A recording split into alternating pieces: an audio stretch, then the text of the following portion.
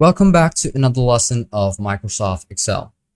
In this lesson, we are going to learn some basic accounting functions which are going to help you in casual use and also in professional use. Now, the first accounting function which we're going to learn about is going to be the average. Now, obviously, when you have a range of data, you're going to need an average amount, okay? Now, how are you going to do that? Now, it is very simple. Just click on any open cell where you want your result. Type in equal, type in average, and then put in your numbers. So what I'm going to do is select them one by one. Make sure to put in commas. And after you're done, close off the parentheses, hit on enter, and there we go. We have our average value. We can also do something like equal, average, open the parentheses, select all of them, close the parentheses, hit on enter, and it will give you the same result just the way we did individually. Now, how are we going to get the profit? Now, first off, we're going to do is select all of them, and we're going to do is auto sum. And there we go. We have the sum. Control X, Control V. You can also do it like this. Click on sum, equal, sum, then select the cells where it has the data. There we go. Now let's try getting the average from the specific cell. Equal, average, select this, close the parentheses, hit on enter, and you can see this is deviation 0. Because we are dividing it by 0 instead of selecting any cell. So when you are using just one cell to get the average, it will not work. You have to select multiple cells or maybe more than one. Okay, so I'm going to keep it just the way it is. Now we're going to do is get the profit from it. Now, if you want to get the profit from it, how do you do it? You have to cut the total, or let's say cut the average from the total. So I'm going to type in equal, select this, minus the average. Hit on enter, and there we go. That is the profit. And we're going to do subtract it. Type in equal this one minus this one. Okay. Hit on enter, and there we go. The subtracted value is this amount. Now, the next function is going to be very important, which is the VLOOKUP. Well, this is a bit advanced, but this is one of the most used function in professional levels and also in different cases to look up a specific data. Now, how do you do it? Let's say I'm going to show you two different methods of how you can do it. One is going to be very basic and one is going to be a bit advanced. Okay. So first off, let's start off with the basic. Type in equal VLOOKUP. Now, what it searches for is the lookup value. Now, where is the lookup value? So the lookup value is going to be the value which you want to search it for. Let's say I'm going to do is cut this one off. First off, now this is going to be the VLOOKUP.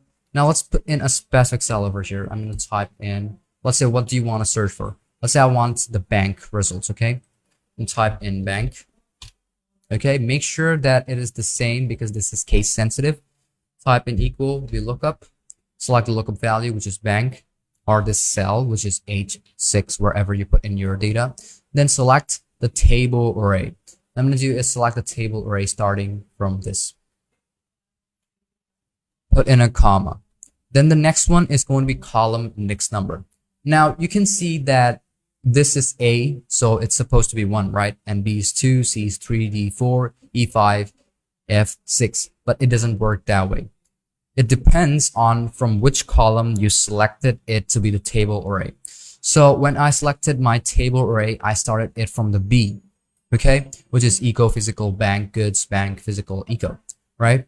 So it happens to be that it has started from here, which is B2. Okay, so this is 1, this is 2, this is 3, this is 4, and this is 5. Now, what data or what value do you want in case of bank? Now, let's say in banks, I want the LF.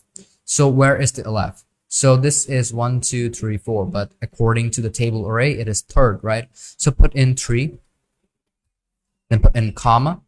And now we have true, which is approximate match, or false if exact match. So I'm going to click on or double click on the false, close the parentheses, hit on enter, and you can see the LF of bank is LFG. Okay, you can see it over here, LFG. Now, if you increase the value over here, you can see NA error appears up. Why is there an NA error? Because there are no values selected on the cell, which is going to be over here, and there are no values when you used this specific cell.